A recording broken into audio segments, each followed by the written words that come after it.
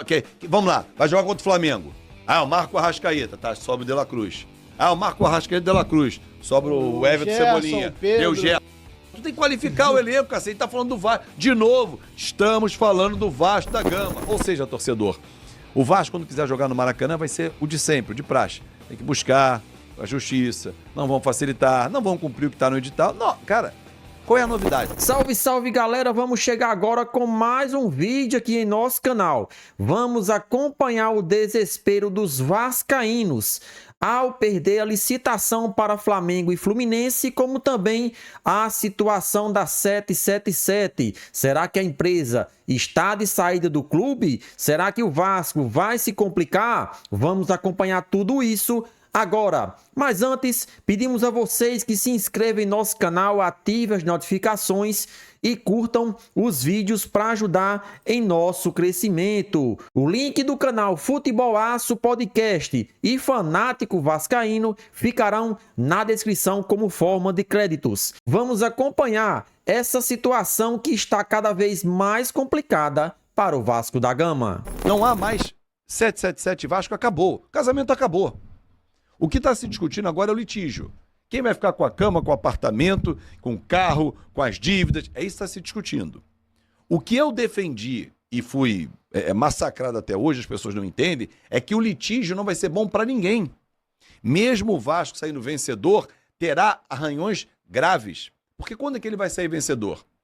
Ele me parece ter todo o seu direito preservado. Mas quando é que vai dar vitória a ele? Tá falando de tempo, né? Isso pode levar um ano e meio. Eu não sei. Isso, por exemplo, amanhã, a 777 caça a liminar, porque está sob liminar. E o que a gente escuta dos juristas é que a tendência é enorme dessa liminar ser caçada. O desembargador amanhã olha e fala, não, realmente, isso aqui não tinha fundamento para dar e tal. Bom, caçamos.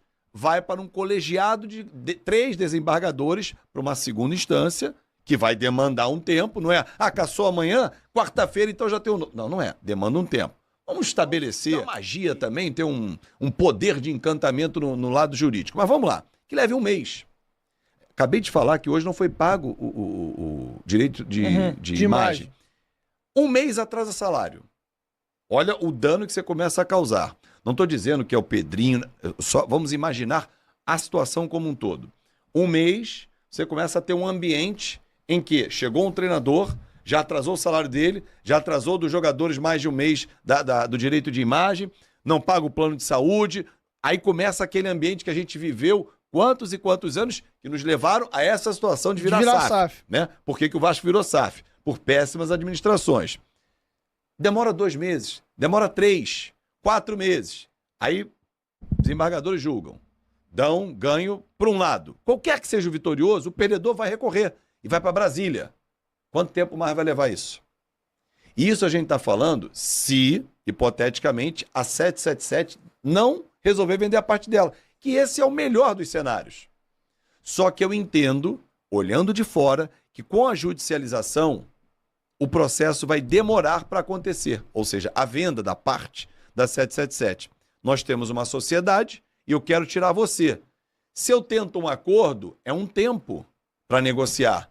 Se eu coloco você na justiça, ó, não quero mais conversa contigo, vamos, nos vemos na justiça. Não vai ser rápido.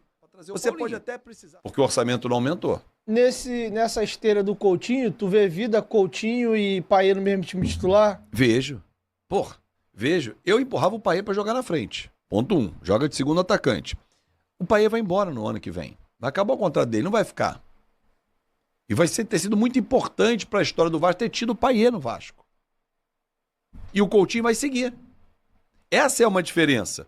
Eles jogam juntos um ano, né? Até o meio do ano que vem. Tá falando time titular. Joga? Pô. Você menosprezando. Um volante, sai pro jogo ou não? Paulinho, Coutinho e Payet. Verrete e um contratado nessa próxima janela do lado de campo. Não joga? Paulinho voltando. Por isso que eu falei em outubro, né? Se confirmar essa amostra do último jogo, de repente engrena de vez, que eu acho que é bom jogador. Um Adson. De repente pode ser o Adson. Pode ser, mas eu traria um outro jogador de lado de campo. Não, tem que ter. Até pra profundidade de elenco. Então, assim, cara, tem que qualificar o time do Vasco. O time do Vasco precisa qualificar. E a vinda do Coutinho não só qualifica, como também o adversário vai assim, caramba, pô, tem Coutinho e Payet. Pô, vamos lá, vai jogar contra o Flamengo. Ah, o Marco Arrascaeta, tá? Sobe o De La Cruz. Ah, o Marco Arrascaeta De La Cruz. Sobra o Everton Gerson, Cebolinha. o Pedro. Eu, Porra, tu tem que qualificar o elenco, cacete. Tá falando do Vasco. De novo, estamos falando do Vasco da Gama. Como diz meu amigo Oswaldo Pascoal, um beijo, Pascoal. Não é do Três Coquinhos e Ariranha. É o Vasco, porra. Tem que pensar grande, Dieguinho. Algumas pessoas não entendem. Falam assim, cadê o Cavani que você disse que vinha pro Vasco? O intelecto abaixo da média. Entendo o que eu falei. Quando eu fiz um vídeo, Cavani e Marcelo. O Vasco virando SAF. Tinha que pensar grande. Você é testemunho de novo quando eu falei do Soares. Falei do Marcelo nesse papo. O Vasco tinha que pensar numa referência. O time maior e melhor do que a do Vasco da Gama, então vai ficar pelos próximos 20 anos. Alguém duvidava que esse seria o resultado? A proposta feita, o edital feito, não é para um clube só.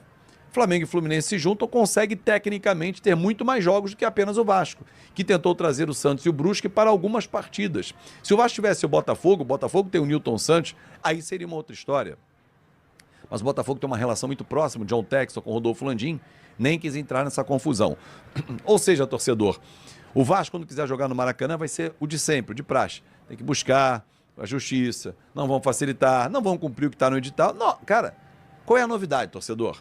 Só que o Vasco não aceita essa derrota e vai buscar na justiça porque se sente lesado. Aliás, a justiça está aí para todos que se sentem lesados em qualquer área de atuação. E o Vasco, no caso, em relação ao Maracanã, ao edital, todo o processo como foi comandado, tendo à frente o ainda governador Cláudio Castro, porque há a possibilidade dele ser afastado do cargo, já trouxemos essa informação aqui, o Ministério Público está em cima, por N improbidades apontadas pelo Ministério Público, não por mim, apenas estou relatando, e ele pode ser afastado e aí até mesmo ser convocado uma nova eleição estadual. Enfim, fato é que o Vasco vai para a justiça, mais uma vez, ocupar o judiciário, porque entende que foi prejudicado e lesado nesse edital do Maracanã, que por enquanto está para alguns, Flamengo e Fluminense, porque Vasco está alijado, Botafogo não se interessou, e quem quiser jogar no Maracanã tem que buscar a dupla Fla-Flu, que vai administrar o estádio. Então é isso aí, galera. Vamos deixar os dois links dos canais que nós utilizamos aqui em nosso conteúdo, né? Futebol Aço Podcast e Fanático Vascaíno. Iremos deixar o link de ambos na descrição como forma de créditos, né? E o Fanático Vascaíno aí revoltado com essa situação da 777, que entrou com um recurso na justiça pedindo o comando do Vasco novamente.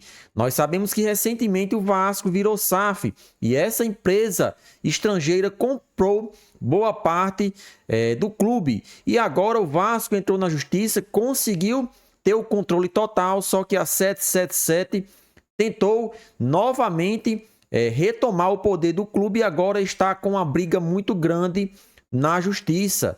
E quem se complica, quem se prejudica ainda mais é o clube, né? Que não vê investimento sendo feito e que vê seus adversários comprando jogadores de alto nível e eles ficando para trás.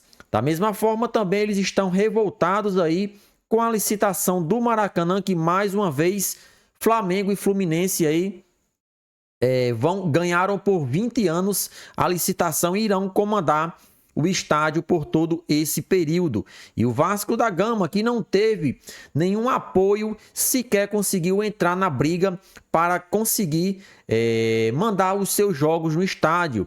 Hoje, Flamengo e Fluminense são os detentores, né, do Maracanã, são eles que organizam, são eles que pagam as dívidas e custos do estádio, então nada mais justo do que apenas eles dois joguem no estádio. Hoje, o Vasco da Gama joga em São Januário, mas algumas partidas que a diretoria entende que pode levar muito público ao estádio, eles sempre entram na justiça e ganham direito de jogar no Maracanã. Então, os vascaínos aí, muitos revoltados com relação a tudo isso. E amanhã o Flamengo enfrenta o Amazonas pela Copa do Brasil, jogo de volta. Primeiro jogo no Maracanã foi 1-0 e agora o Flamengo precisa, no mínimo, não perder esse jogo, porque pelo amor de Deus, né, perder para o Amazonas, uma equipe de Série B, né, ainda mais agora que o Flamengo vem retomando a evolução rubro-negra, né? O Flamengo jogou bem, tanto contra o Corinthians, assim, e também contra o Bolívar, né? A partida do Corinthians foi pelo Campeonato Brasileiro e a partida do Bolívar foi pela Libertadores da América. Matheus Cunha e Léo Ortiz serão novidades contra o Amazonas. Pulgar não joga. Alan será mantido no time porque o chileno está fora de forma após se recuperar de uma lesão. O Flamengo encerrou na manhã desta terça-feira em treino fechado no Ninho do Urubu. A preparação para enfrentar o Amazonas nesta quarta, às 21h30, horário de Brasília, na Arena Amazônia, pela terceira fase da Copa do Brasil. Como indicou na atividade da segunda, o time terá duas novidades para a partida: Matheus Cunha e Léo Ortiz, né? Matheus Cunha entrando aí na vaga de Augustin Rossi, né, o goleiro, e Léo Ortiz entrando na vaga de Léo Pereira, jogador esse que está lesionado, se recuperando de uma lesão na coxa. Com a lesão na coxa esquerda, Léo Pereira desfalca a equipe e será substituído por Léo Ortiz. E no gol, Matheus Cunha entra no lugar de Rossi, como combinado anteriormente, né? Isso foi feito o planejamento, né? Augustin Rossi vai jogar a Libertadores e Matheus Cunha algumas partidas aí da Copa do Brasil. É claro que quando o Flamengo for avançando e as partidas forem ficando mais difíceis, com certeza Rossi retoma o posto aí de titular absoluto e deve participar de partidas mais adiante na competição. A outra possível novidade seria o retorno de Eric Pulgar, mas o volante chileno está sem ritmo e abaixo fisicamente dos demais após se recuperar de lesão no tornozelo esquerdo. Então, Eric Pulgar já está recuperado, só que está abaixo fisicamente, né? Ele que não participou dos últimos jogos. Então, tudo isso prejudica o jogador ter que iniciar uma partida logo entre os 11 iniciais. Ele com certeza vai ter que entrar aos poucos para pegar ritmo novamente. O provável Flamengo é Matheus Cunha no gol, Varela na lateral direita, Fabrício Bruno e Léo Ortiz formando a dupla de zagueiros e o lateral esquerdo, Ayrton Lucas. Alan, jogador responsável pela proteção, De La Cruz, Arrascaeta e Gerson, os três jogadores que formam aí o meio de campo, jogadores esses que têm a responsabilidade de criar, de fazer as jogadas acontecerem. No ataque, Cebolinha e Pedro, né? O famoso 4-4-2. Esse é o time do Flamengo que deve enfrentar o Amazonas amanhã pela Copa do Brasil. Será que o Flamengo vai vencer? Você, torcedor flamenguista, participa e deixa o seu palpite no jogo nos comentários.